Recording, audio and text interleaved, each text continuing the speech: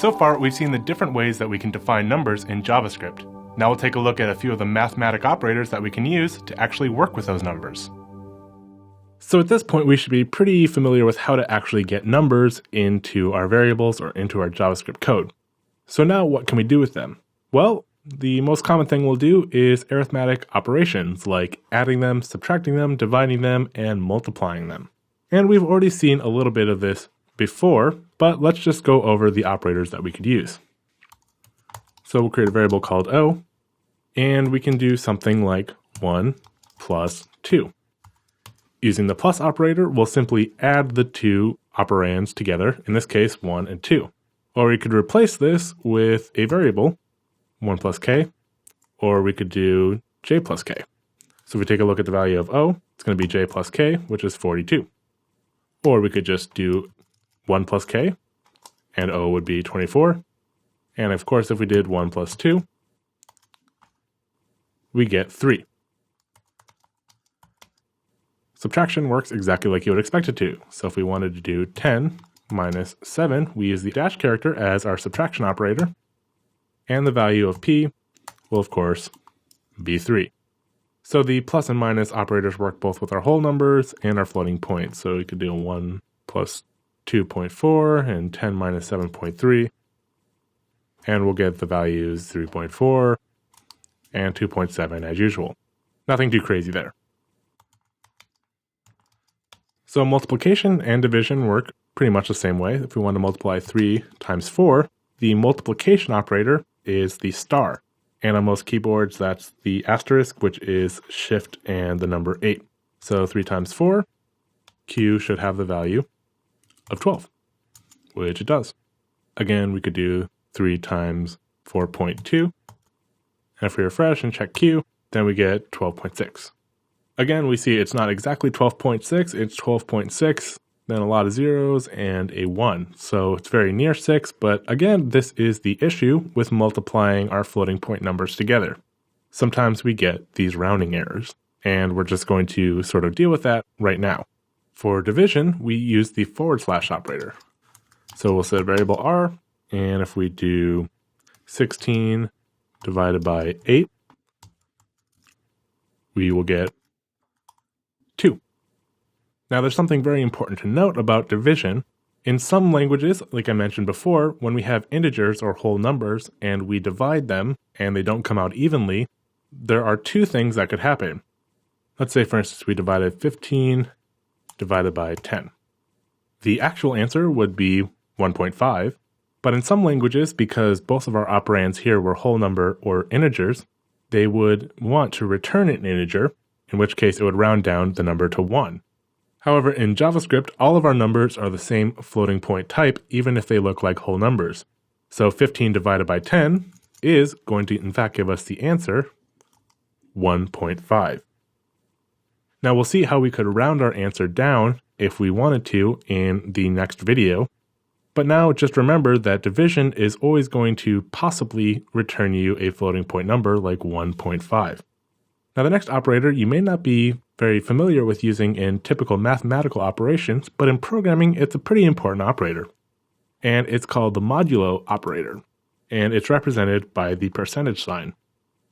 So if we take s and we take 15 mod, or modulo, using the percentage sign, 10, instead of giving us the answer to 15 divided by 10, instead it's going to give us the remainder of dividing 15 by 10.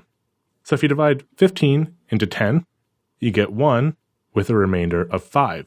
So 15 mod 10 will return us 5, hopefully.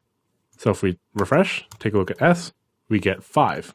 Again, if we did 16 mod 10, and take a look at s, we get 6. 26 mod 10 would also be 6, because 26 goes into 10 2 times, with a remainder of 6. And if we had the number 30, because 10 goes into 30 3 times with no remainder, the modulo answer of s would be 0. Now a little bit later on we'll see some practical applications of this operator, but it's important to know that you can use it to get the remainder of a division operation. So now we can combine these operators together. So what happens if we do 1 plus 2 times 3 divided by 4? Well, it really depends on something called the order of operations. Now, you probably learned about order of operations in your math classes in school, and the same thing applies in JavaScript. There is an order of operations to the different operands here. If there wasn't an order, for instance, we would get the number 1 plus 2, which would be 3, times 3, which is 9, then 9 divided by 4. However, that's not the order of operations in arithmetic.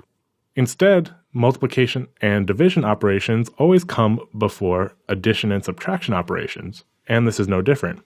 So instead, what we get is 2 times 3, which is 6 divided by 4, which is 1.5, and then finally we do the addition operation. So t should be 2.5. So if we refresh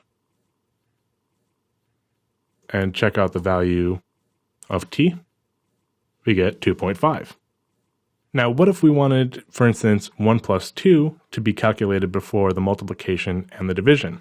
Just like in normal arithmetic, we can use parentheses to group them. Parentheses will always be evaluated before any other operators. So if we wanted 1 plus 2 to be evaluated first, we can simply wrap the sub-expression 1 plus 2 in parentheses. Now 1 plus 2, which will be 3, will be multiplied times 3, and then divided by 4.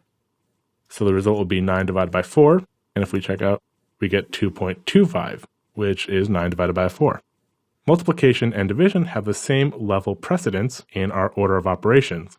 Similarly, addition and subtraction have the same level. So when two operators have the same level, the mathematical operators are what we call left associative, meaning that if they are at the same level, it will go from left to right. So in this case, it'll multiply our 3 times 3, and then divide by 4. If, for instance, we want to divide 3 divided by 4 before we multiply them, we could, again, wrap those in parentheses, but it should lead to the same result, 2.25. But anytime you want to control the order of operations, parentheses are what allow you to precede the normal order of operations of our operators. Now, there are a lot of other operators besides our arithmetic operators, and JavaScript has a well-defined order of operations on all of these. So if you're ever curious as to which operators will be evaluated first in a complicated expression, you can refer to the operator precedence table to determine exactly what will happen. Again, you can always use parentheses to control the order of the operations to how you want them to work. Up next, we'll see how we can compare two numbers together in JavaScript.